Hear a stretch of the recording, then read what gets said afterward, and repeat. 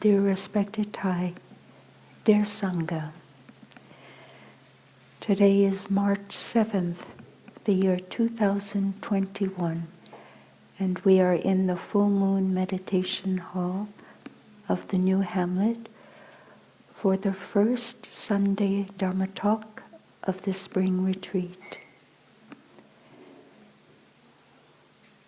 As we look outside, we can see that the spring rain has been nourishing the flowers and the trees.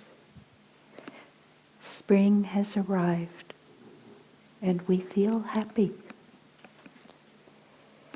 It seems as if we have waited so long for spring to come in order to feel renewed, refreshed, and to have the feeling of happiness in our body and mind. Springtime is a time of beauty, of freshness, vitality, renewal, and abundance. Spring brings joy. Looking outside, we see that Mother Earth is so generous, offering many varieties of flowers. We marvel at the pacorets, the dandelions, the daffodils, the magnolias. We have 2 magnolia trees, and one little white magnolia tree is in full bloom now. The camellias, the hyacinth. We have so many beautiful little flowers now bringing us joy.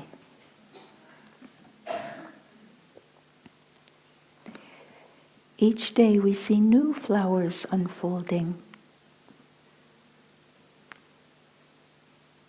So Mother Earth is truly amazing. Despite all the challenges and suffering, we might say she's experiencing, she has brought us spring. We appreciate the delicate fragrance of the blossoms. We also see the birds. The blackbirds are one of the first birds of spring, and they sing from morning till evening. We've seen the birds overhead, the wild geese honking in the sky far above us, honking their return to the northern hemisphere. So the birds are singing from the morning until the sun sets at night. And these are the wonders of life that Thai has always invited us to be present for all the wonders of life always available to us in the here and the now. I want to tell you a story that manifested in the spring, in the early days of Plum Village, around the 1990s or even before. When Upper Hamlet was obtained, we might say almost 40 years ago, it was probably not during a season that didn't have spring flowers. It was probably during a season that didn't have spring flowers. That makes a difference. They had not seen the spring flowers yet.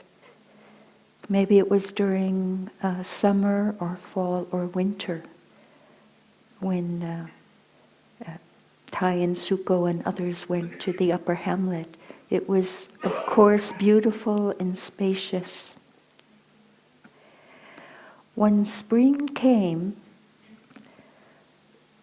one day when Tai and Sister Changkang were walking, on the ground above the forest area where Tai's hut was, suddenly they looked down and they saw hundreds and hundreds and hundreds of blooming yellow daffodils.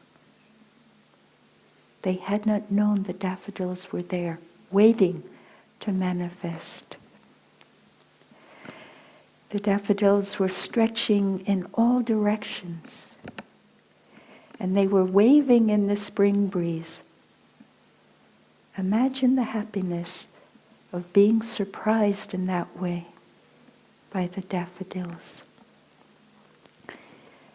Tai and Shuko said that they were like hundreds of bright bodhisattvas springing up from the earth. And of course there was much joy and happiness at this discovery. A song was written about the daffodils, and Suko Changkang would sing this song in the spring. I tried to find it in our Plum Village songbook, but I wasn't able to locate it. Maybe the newer version doesn't have this song about the daffodils like little fairies coming up from the earth. So each year a Daffodil Festival was organized, and usually in those days it was in the month of March, before global warming pushed spring to an earlier month. So Suko would send out emails to all of her friends or Sangha members in those days, letting them know that the next Sunday would be a Daffodil Festival. And our friends and their families came from Bordeaux and many other places just to see these wonderful daffodil, the Bodhisattva daffodils. It was also a music festival. And I remember a young Vietnamese girl who was very talented in playing the violin. So she would be down amongst the daffodils and she played beautiful classical music on her violin. There was lightness and singing, and I can tell you that people cut the daffodils, put them in their hair, their caps. It was a real celebration. It was celebrating being together. And this was so wonderful. It's always been that way, to celebrate being together. So we have kept this tradition for almost 40 years. Later in spring, usually in April, when all the plum trees started to bloom, at the same time, it's amazing how plum trees bloom at the same time. We've seen that when the Lower Hamlet plum trees bloom, then the ones in New Hamlet bloom. And if you're riding in the countryside and if you see a tree blooming with white flowers, my guess it's also a plum tree. So I wonder about the biological clock or some kind of consciousness that is happening amongst the trees. But anyway, the plum trees were blooming in April, and Tai declared a plum blossom festival. So to celebrate spring flowers, what we did is Tai led us in walking meditation amongst the plum trees in Lower Hamlet. And we would sing and chant. And Tai would choose certain plum trees to sit down at the foot of the plum tree. And Tai would enjoy drinking tea, and there were always refreshments during these celebrations. So we have also kept this tradition alive, the Plum Blossom Festival, because it brings such happiness. There's creativity, there's music, there's singing, and the joy of being together to water our seeds of happiness as friends, as a sangha, as a community. So bodhisattvas can be found in all walks of life, all shapes and colors, bringing happiness into the hearts of all beings. We remember what Thai has always said and taught to us: the wonders of life are always available to us in the here and now. We just have to be available to these wonders. So our mindfulness practice helps us. It puts us in touch with what is out there through our eyes, our ears, our nose, all of our sense organs help us be in touch and fully present. We know the chant, with hearts established in mindfulness, we are truly present. So our mindfulness practice helps us be truly present for everything that is happening, unfolding in us and around us.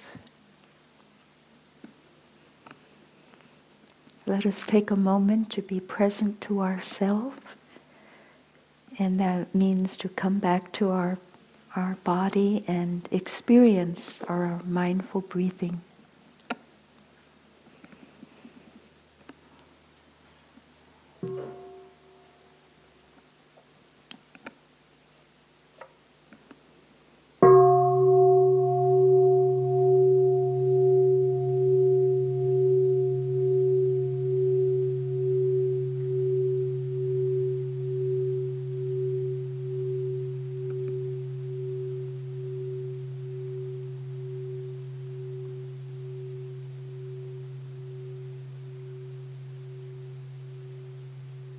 So we have a tendency to think that spring is out there. Spring has arrived. It's outside. But the truth is that spring is also in us. The all is in the one. When we see what is beautiful, like the flowers, and hear the birds singing, these sensory impressions enter our consciousness and are stored in the alaya, the stored consciousness, as seeds and as experiences. And we can always invite them up to gladden our mind. We inter-are with nature, so nature is also in us.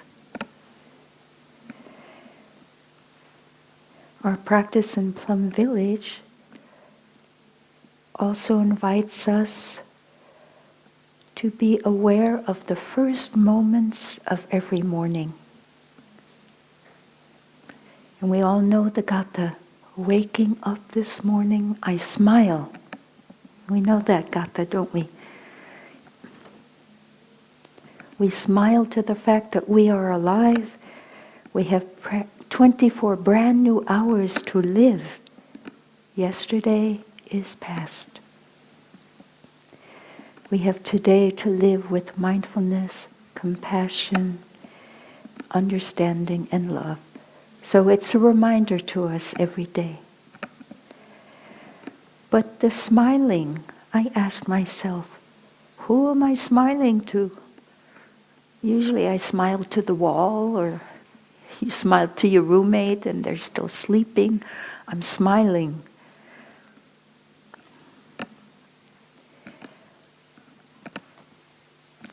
Are we smiling to our body? That's the question. Can we smile to our body? Can our body smile back to us? So the first moments of every morning, we're actually practicing the first of the 4 foundations of mindfulness that the Buddha taught: awareness of our body. So in addition to being aware of the position of our body, the action of the body, walking, standing, sitting, lying down, etc., we can also be aware of other aspects of our body.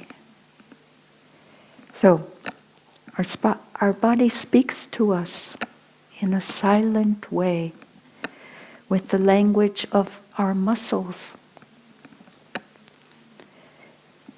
We can be aware in the morning, are my muscles relaxed? My arms, my legs, my neck, my shoulder. If not, then we might want to reflect on yesterday, working meditation, or I lifted something too heavy, or something. We're aware of the state of our muscles. Our body also speaks to us with the language of our nervous system. What does that mean? The nerves that go to the muscles and can let us know if we feel pain, if we feel aches or pains in our morning. So, waking up in the morning, I'm aware of how my body feels. Is it relaxed? Can I smile to my body? Or, waking up, do I push the snooze button and have 9 more minutes to stay in bed and get used to the fact that I have pain somewhere? Breathe with it, relax with it. So we get out of bed slowly, or we jump out of bed, depending on the state of our body and our health. So, we're also practicing the sutra on the full awareness of breathing, the Anapanasati Sutra. Breathing in, I'm aware of my body. Breathing out, I'm relaxing my body, letting go of the tension, and creating more happiness for my body with my mindful breathing. Being aware of our body is pretty important now, especially with the COVID pandemic, and to take care of our body, to take care of our immune system, and to do everything we can to keep our body healthy. Because a tiny little virus has entered our collective consciousness and collective bodies, and has made us very, very sick. Tiny little virus. So, in addition to being aware of the state of our body, we want to take the time to take care of our body. So I want to share a few ideas, a few ways of being more attentive to the needs of our body. I'm going to do it in terms of spring cleaning. Have you heard of the phrase spring cleaning? Anybody? One, okay. So, in some countries, spring cleaning means that we clean the house, we vacuum the car, we wash the car, we release what we don't use, we take things to recycling, we have garage sales, spring cleaning, remove the dust. Before the Lunar New Year in Vietnam and China and other countries that observe the Lunar New Year, we clean everything, inside and out. So it's spring cleaning in those countries. So we clean the houses where we work, The temples, the roads are swept, everything, the restaurants, everything is cleaned.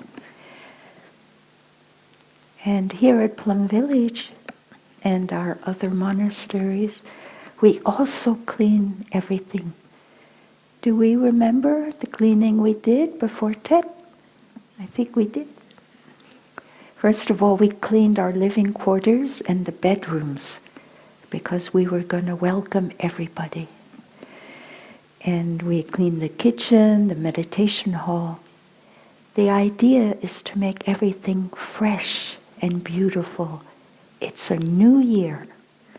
And we're going to start it with the vitality and freshness. But after the holiday seasons, starting in December, January, February,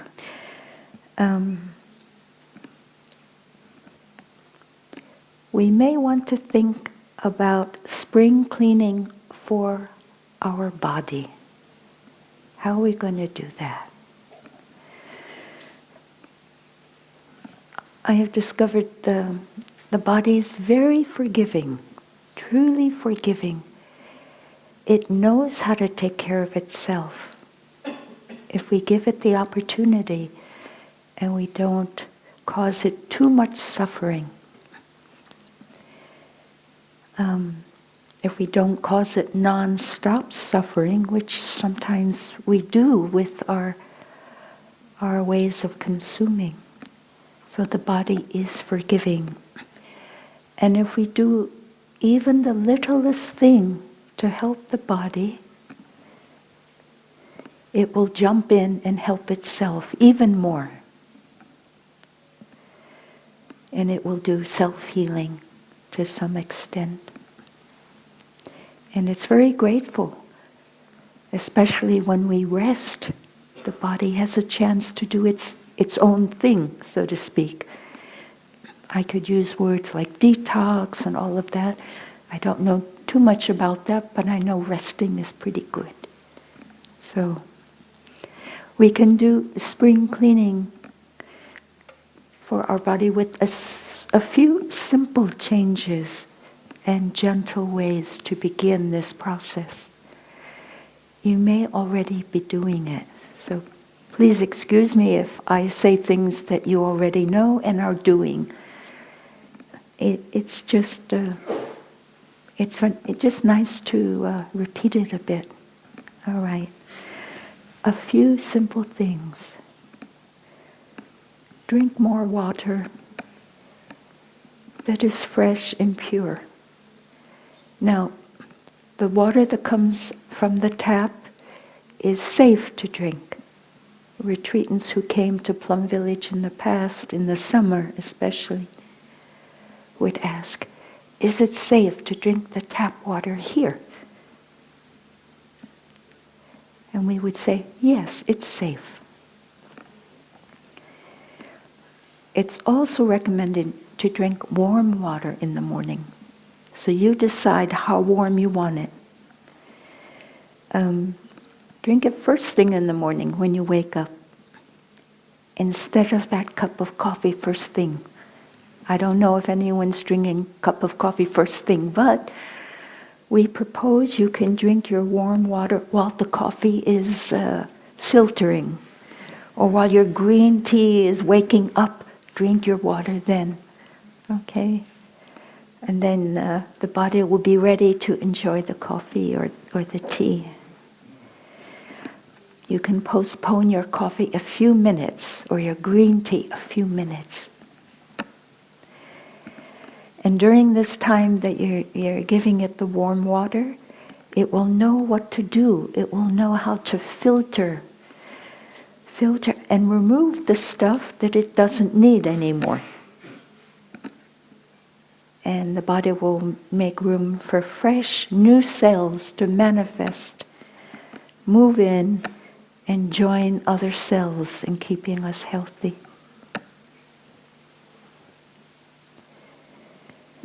Some people like to give the body and the digestive system a chance to rest. And we can do this in a very, very simple way. Just decide to eat less. But it's so hard.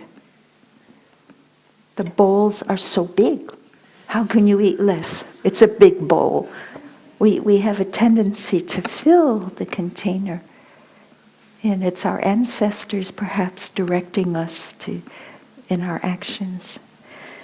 So you may want to try looking for a smaller plate or a smaller bowl. Try that. And then chew your food very well so it can be easily digested and all of the protein will go to the right places and you'll have enough energy. Chew well.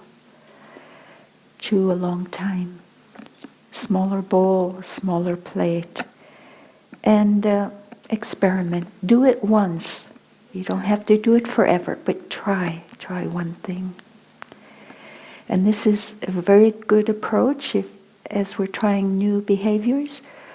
Just say, I'll do it once, and if it's okay, I'll do it again. Try it. Another possibility in giving the body and the digestive system a chance to rest is to try eating a very light breakfast, followed by your normal lunch, and you can have your normal dinner, or you may have your full breakfast and your full lunch, but a very light dinner. And you know I'm moving these things around. Or you can skip breakfast, have a good lunch, skip dinner. So these 3 meals you can, we say, juggle around with what to eat, when to eat, how much. Just eat fruit. We have a lazy day to begin your experimenting. You can even decide one day to just drink liquids. If you love your tea, you can have your tea. But not too much because it has caffeine or coffee. So I'm not saying you should drink it all day long, but you may choose what you want to drink. If you just want to drink liquids one day. And then there's the hardcore, which is not eating. That's a fast. So I don't know enough about that. But there is a lot of information on the internet available if you go to the internet. And this information will help us learn how to rest, heal, and restore our health. But even before following the advice on the internet, it's good to have some guidance, from reliable sources, health professionals even, who have experience with this. And these are some ways of introducing spring cleaning into your body, which is basically letting the digestive system rest, not have to work so hard. Because the organs inside our body never take a break. They don't take 5 minutes off. They're constantly active. So we want to lighten their burden a little bit, if you wish. Spring cleaning for our body is optional. Not necessary. You may experience your body is young and strong, and why should I make it weak and sick by not eating enough? Okay? So you decide. You can decide. It's just some ideas that I'm sharing. Tai introduced the idea of today is today's day. We remember that from summer retreat. Today is today's day. And all the children would stand up and say, I am the king of England, or I am the queen of Sweden. and I declare today is today's day. It was a statement of living fully today. So if you wish, you can give yourself, today is Be Kind to My Body Day. Today is Be Kind to Body Day. Okay, enough said. Let's be kind to our body and breathe in and out. And give our bodies some nice carbon dioxide. Oxygen. But we're all breathing out, so there's carbon dioxide. But there's also oxygen from the plants and all that. So we'll breathe the oxygen, the fresh air. Okay.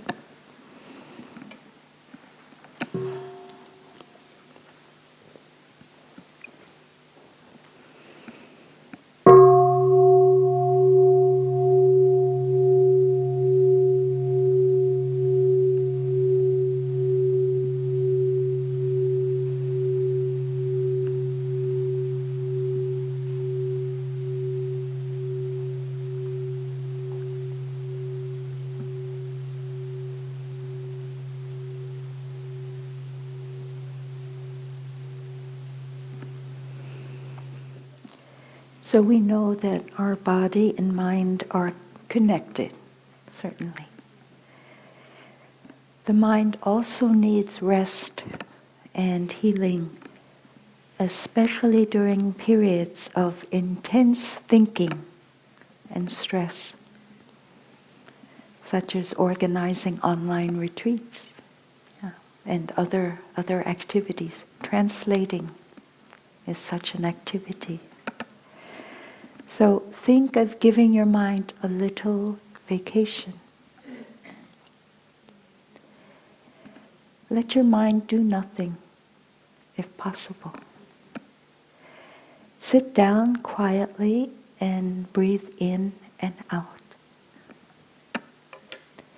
Once I did that, I was sitting in the welcome room, and a sister passing by saw me. And she said, "Dear sister, are you sick?" I said, "No, I'm not sick. I'm just breathing in and out." And I smiled. And she smiled back. But it was a moment of recognition how wonderful it is to just sit and breathe. We know Thai has given us beautiful mindfulness practices when he drew the calligraphies. And one of them I like very much is, breathe and smile, enjoy the present moment. So since the Lunar New Year, we've been practicing with 2 sentences. One of them is, sitting in freedom on this sacred land. So the sacred land is this place where we're sitting and giving our mind space. Just breathing in and out, letting go of the thinking. We sit comfortably, upright and relaxed. Letting the breath come in and out of our body. When the thoughts come, we let them pass by. Like clouds in the blue sky, the clouds never stop. They keep on passing by. And the clear blue sky never grabs at the clouds, never holds onto the clouds. So there's just the letting go and the passing of the thoughts. And this is letting the mind rest. We notice the thoughts are there, but we let them pass by. There's a beautiful sentence that I love to recite to myself every spring. It's from Basho, the Japanese poet of the 17th century. He wrote, sitting quietly, doing nothing. Spring comes and the grass grows by itself. Wow, that's beautiful. So this is Mother Earth, Mother Nature, breathing and growing so quietly. We don't have to push the grass to grow. We don't have to force it. We don't have to force anything. This is aimlessness, the practice of non-grasping, not running after anything. Sitting quietly, doing nothing. Spring comes and the grass grows by itself.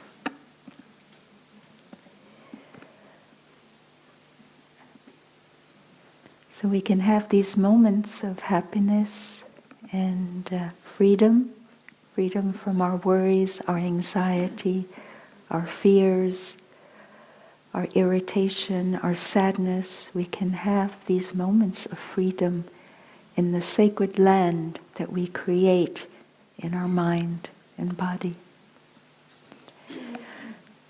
But we also know there are more difficult moments and difficult emotions that arise.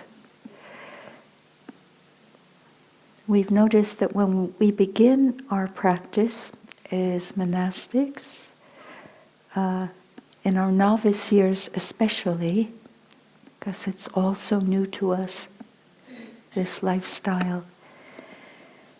Also as lay practitioners, we may find it difficult to experience these moments of peace, the silent moments of freedom, when we feel comfortable with ourselves, with our environment, and the people in our environment.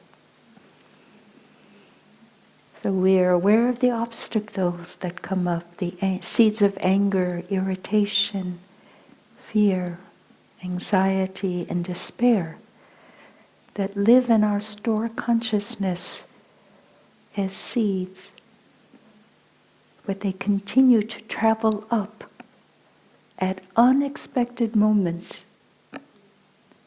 uninvited, which means that we did not want these seeds of suffering and all of that to come up, but they do.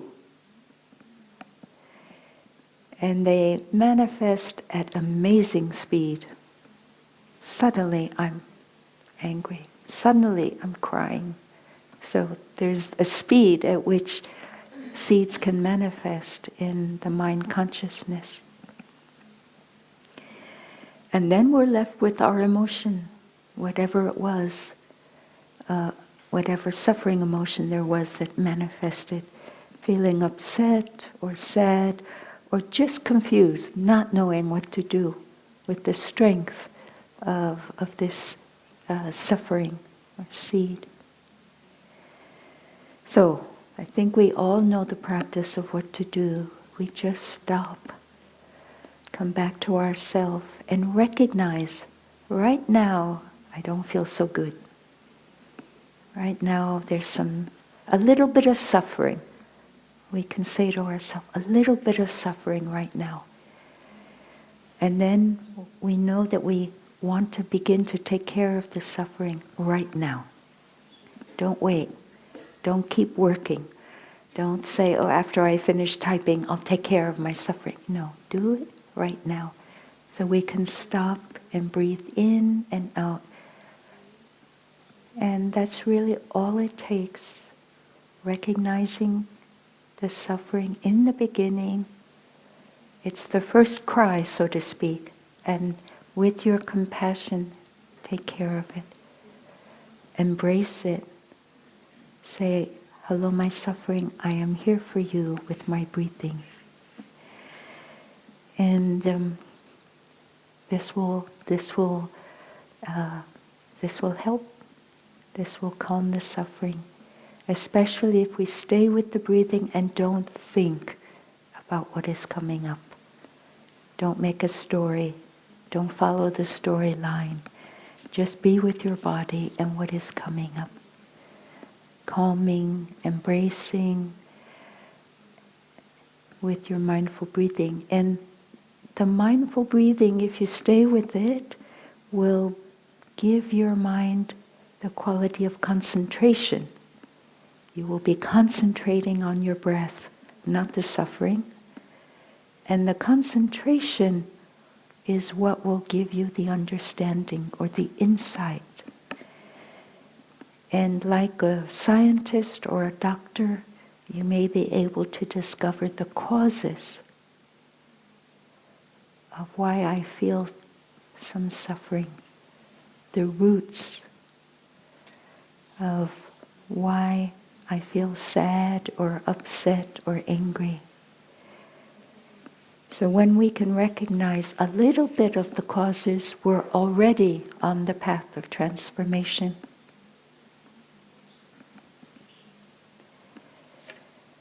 I want to move now to the fruit trees. We see them blooming now.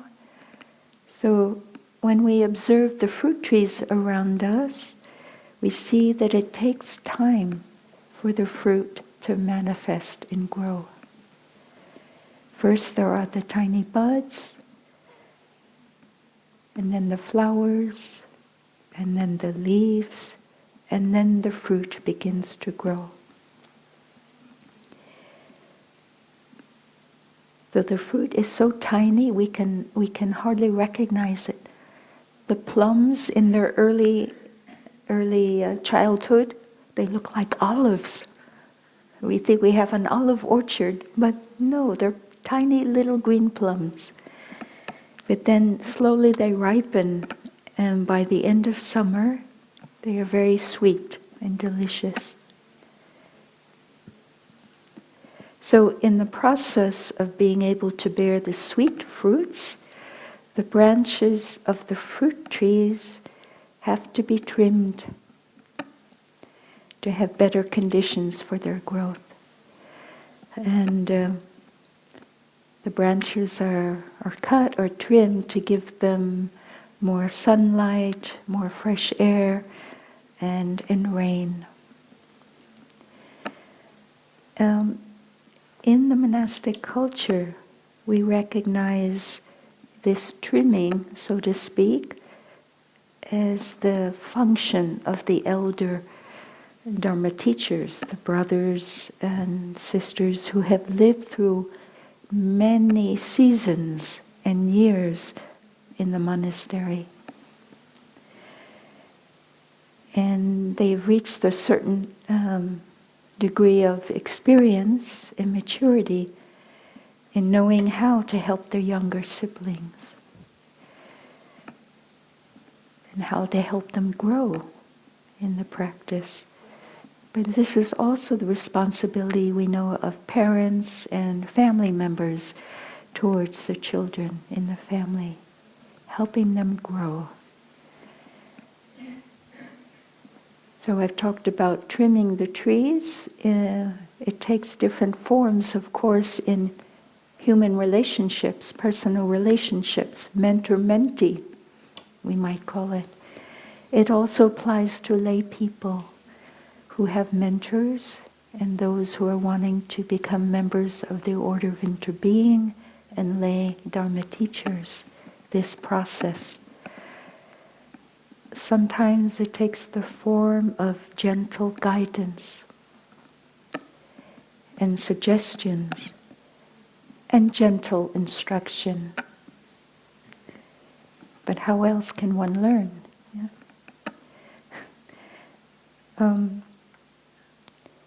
It's really about changing our habit energies, our ways of thinking, speaking, and acting that create suffering in us and in others, and are not in harmony with living with others, whether in a family or a community or living a monastic lifestyle.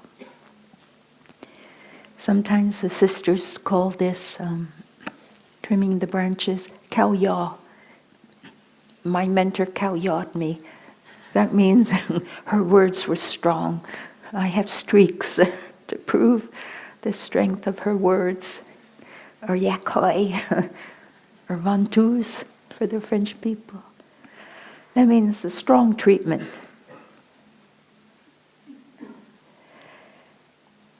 Sometimes it's done with great gentleness, skill, and compassion. But if this approach is not helpful and not effective, sometimes stronger methods are used. And it's interesting to know that the Buddha one day was talking to a horse trainer, and they were comparing ways of how they trained their respective disciples and horses. Okay, so the horse trainer described the methods that he used to train the wild horses to become a better horse, or calmer horse. And then the Buddha shared he did exactly the same method of training his monastic disciples. But I won't go into that now because you look up the sutra, you'll read about it. And once the Buddha described training his monastic disciples the same as training an elephant. So the Buddha used the images from animals to describe his experience of how to train his disciples. Anyway, so we find that the qualities of patience and acceptance are very helpful. And as an activist, we know developing these qualities first in our practice, patience and acceptance prepares us more for engaging in skillful action afterwards. So we know that it takes time for all of us, monastic and lay practitioners, to develop the fruits of our practice in the sweetness. And there are also moments of bitterness, but that's okay. It's life. We're human. The main thing to remember is it takes time and patience. We can't hurry the process. We can't force the grass to grow or the lotus flowers to bloom. They just need the right conditions and time. And Thai has said that the seeds mature in our store consciousness at different rates, at different times. Sometimes certain seeds need 20 years to fully develop and manifest. So it's a constant process. How do we develop patience? That's a good question. I'm really more in touch with my impatience. And when do I feel impatient? I think one way we can be aware of whether we have patience or impatience is if you go to breakfast on the food serving line and there are people ahead of you and the person just in front of you has 3 pieces of bread, 2 rice crackers, and 4 corn wafers, and she has to put spread on all of them, and she's very mindful. Okay, that's when I know if I'm patient or impatient. But she's practicing correctly and mindfully. It's okay. So what I see some sisters do, they cut like an automobile. Yeah, they pass it, they're cutting into. She doesn't need any of that stuff. She only wants fruit.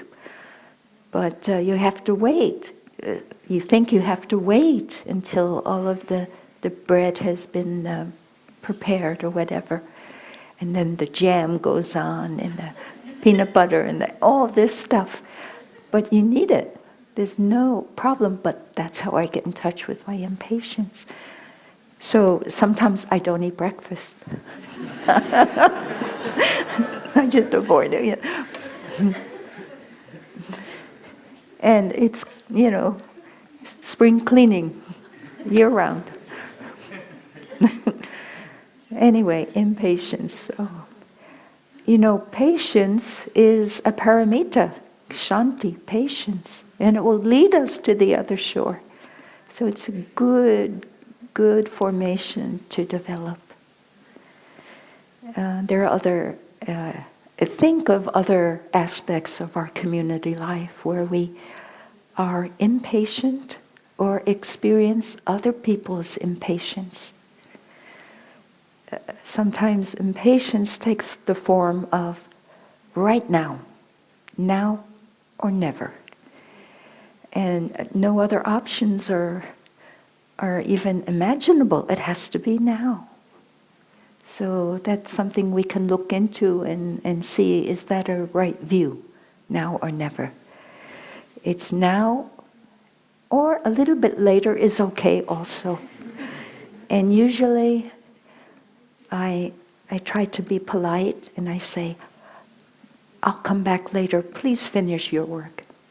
So we can choose that as a way of helping someone who has to do it right now. And I would rather keep harmony, and follow the road sign, the triangle that says, cédez le passage, yield. Okay, yield. And it's also a good practice. But we have to know if it's the right practice at that time. So with patience, the mind becomes more open and more of a sacred land, happier and more peaceful. So let's just enjoy a moment of peace as we can listen to a sound of the bell and create peace in ourselves with our mindful breathing.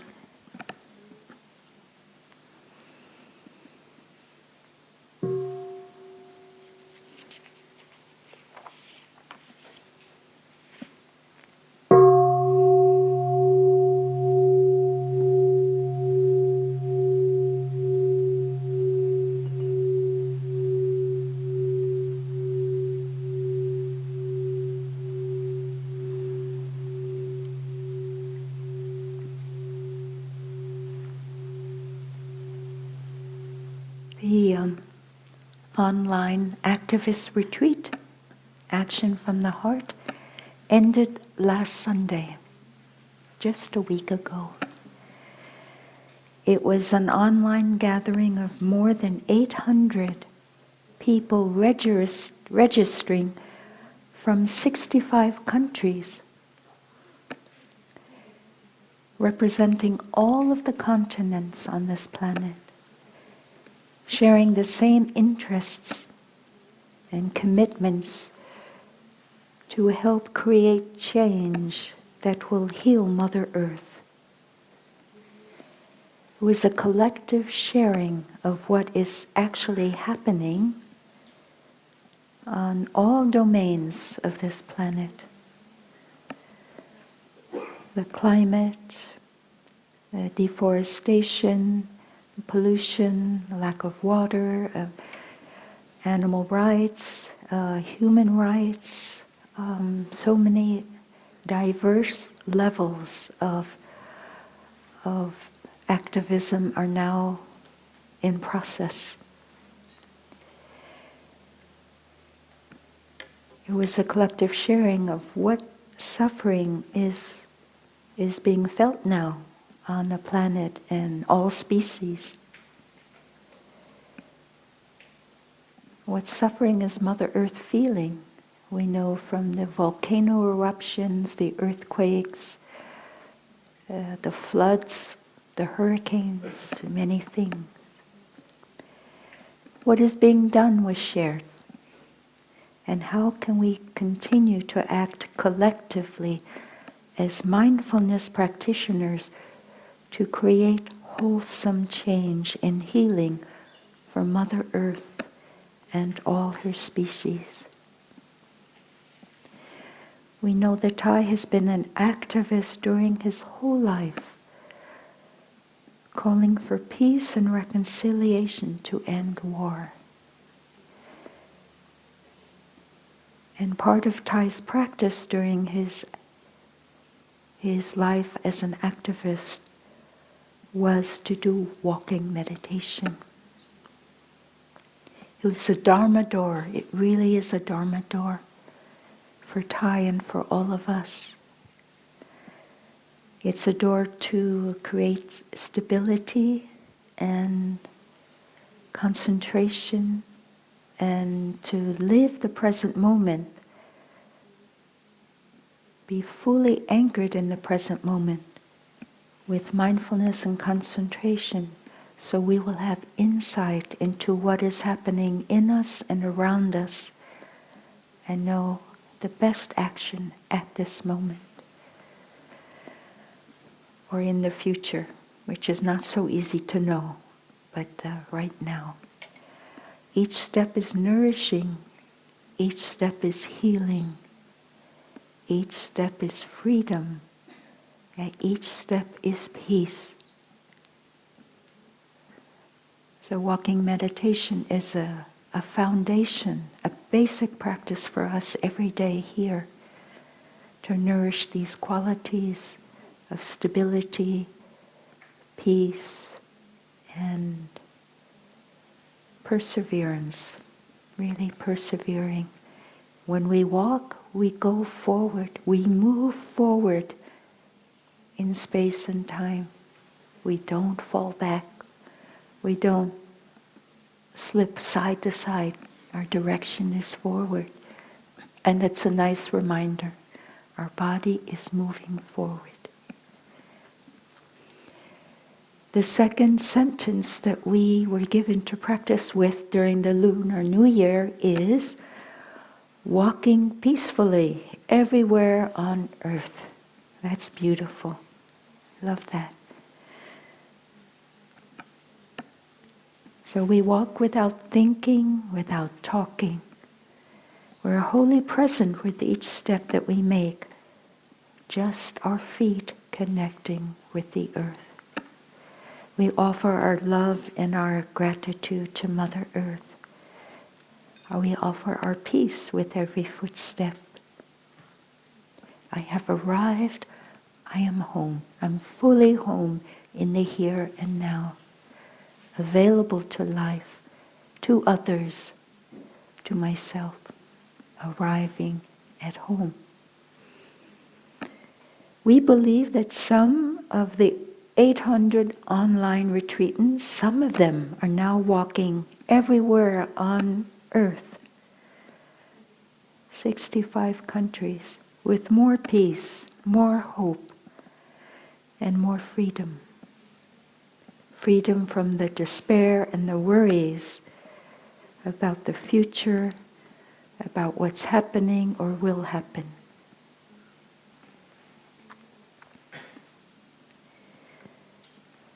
There are certain practices that we offer and that we do here for Bodhisattvas. These are practices for daily living to be used in any situation when we feel uncertain and we want some support. So our practice supports us. Our body and our mindful breathing are always there to support us and are the good friends we have. It's recommended that we develop the neural pathway of belly breathing. Do you know what that is? We teach it to the children every summer. When a strong emotion comes up, such as anger, despair, grieving, fear, anxiety, what we need to do is bring our energy, our mindfulness to our lower abdomen. Thai calls it the trunk of the tree. Don't think about what's wrong. Come down to your lower abdomen and feel with the in-breath, your abdomen is rising. With the out-breath, your abdomen is falling. Breathing in and breathing out. And this is the place of stability and transformation and handling the strong energy of suffering. For children, you can introduce this practice and call it creating gentle waves on the ocean. Belly rising up and down are like gentle waves on the ocean. Children benefit from knowing this because they can have very, very strong emotions and don't know what to do other than cry or scream or hit or get violent. So it's a practice for transforming these strong emotions. When we breathe in and out slowly, slowly is very important, okay? Because when we breathe in and out slowly, the body can shift itself out of the stress response, the adrenal response, which is fight or flight or freeze. It will shift, the body shifts itself into a relaxation response, which is the parasympathetic nervous system. The important thing is the slow breathing.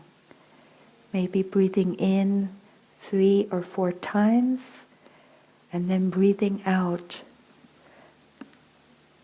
5, 6, 7, or 8 times. So it's the slow breathing that will do it. So this is called belly breathing. Train our body, and it's recommended you practice this for 5 minutes every day, a 5-minute training before the crisis happens, before the difficult situation is before your eyes and before you're called upon to act. Okay. Everyday walking meditation, well, we do that here, but it's very nourishing. So even if it's not scheduled on a lazy day, give yourself this beautiful gift of enjoying some walking. Sending metta love. This is another practice for bodhisattvas, for all of us. We send our love and goodwill to every situation and everyone whom you know is suffering or creating suffering. That could be politicians, it could be, I can't think of anyone else.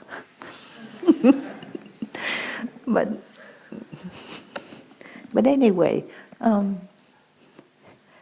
the earth and animals and all beings who are suffering, we send our love and goodwill to them. We send this energy. And it helps. It really does. Because there's a collective consciousness and we're sending this love to them. May you be happy and peaceful. You make a list and you revise your list every day perhaps, adding more people and someone who was on your list yesterday, she's doing okay today, she doesn't need it today, cross her off. Put someone else on the list. It's a flow, it's a constant flow of new people to add. Because the people who are creating suffering, and they have misperceptions about themselves and other people and life, and they don't know how to help themselves or others. Sometimes they think they do, but ultimately it turns out not to be the case. So the list of sending goodwill and thoughts of healing and transformation to situations and Mother Earth. Yeah. Practicing gratitude, so important for our happiness, because being grateful will keep you out of the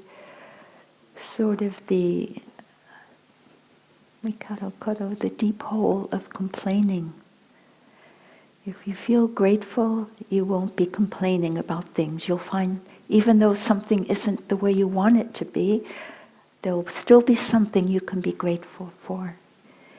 Even for difficult situations, you know, these actually help you grow. So I'm grateful that I had this opportunity to learn more about myself. I'm even grateful to this person. And so gratitude. If there's a moment when you feel that, I want to complain, it's not, blah, blah, blah. Stop yourself. Look for something to feel grateful about. So we continue on our path of spiritual living with our mindfulness trainings. So we know these are so important to give us the guidelines on creating happiness and not creating the suffering. Aware of the suffering caused by these actions and thoughts and speech, I am determined to practice in a different way.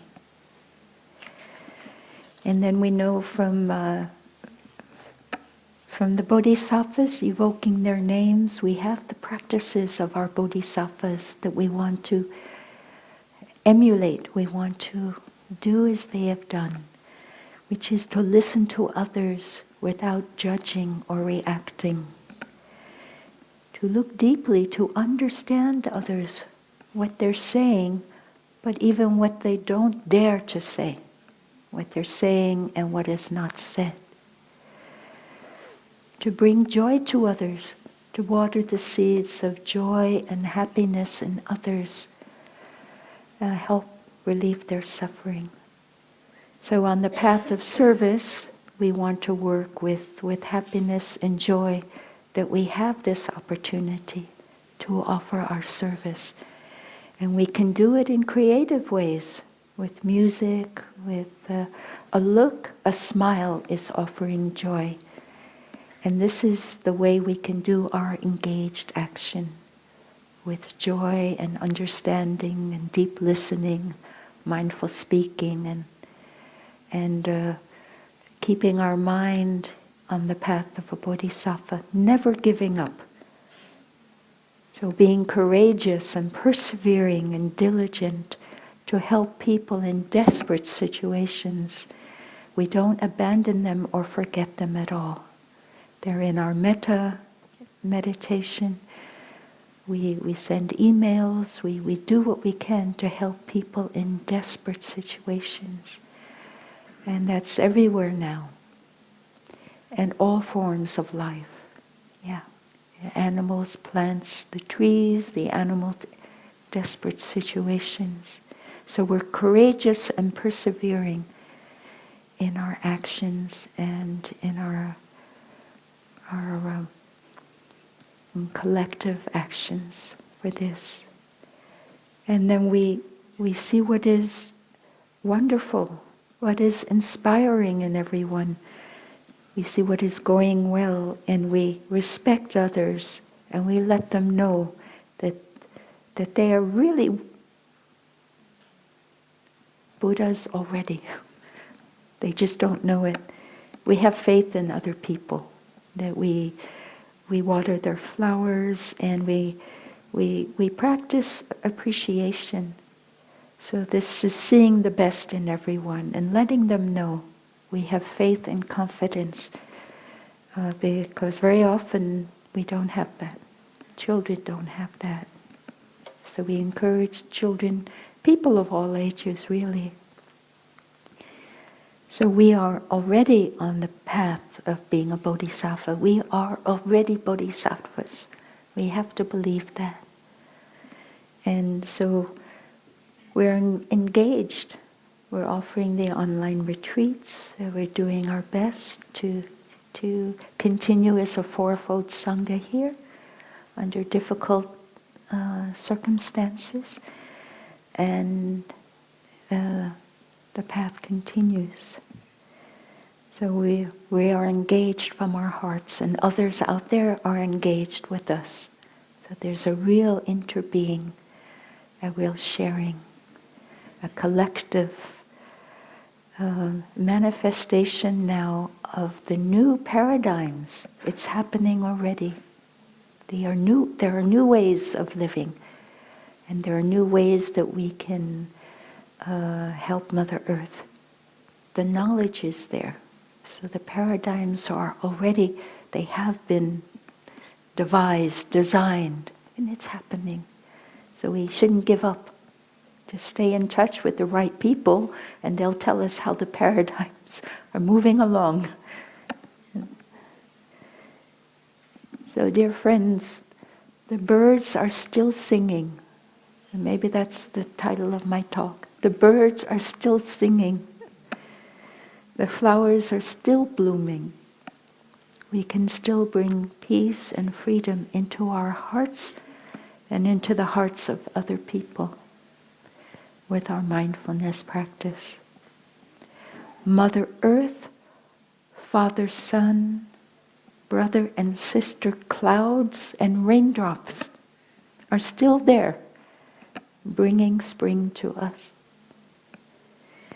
May we and all beings on this planet Earth be happy and peaceful right now, in the present moment.